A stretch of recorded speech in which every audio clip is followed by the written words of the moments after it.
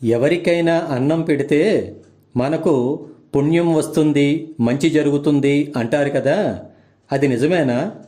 ఒకవేళ నిజమైతే ఎలా నమ్మాలి, ఎందుకు నమ్మాలి?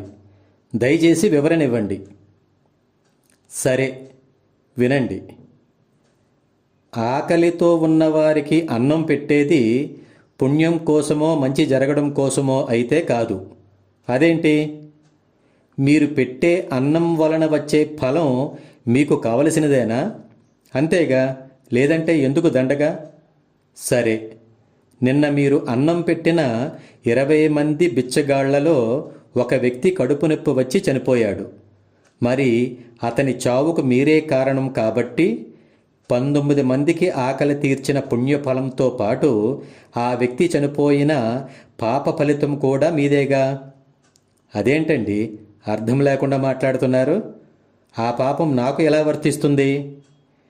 ఆ పాపం మీకు వర్తించకుండా ఉండాలంటే అన్నదానం చేస్తున్నప్పుడు మనసుకు ఇలా చెప్పుకోండి: ఎన్ని కోట్ల జన్మల భాగ్యమో ఈ కట్టెను భగవంతుడు ఇలా ఉపయోగించుకుంటున్నాడు అని. అప్పుడు ఏ కర్మ మిమ్మల్ని అంటదు. అంటే దాని అర్థం మీరు ఆధారభూతుడైన దైవానికి పెద్దపీట వేసి సత్యవంతంగా జీవిస్తున్నారని.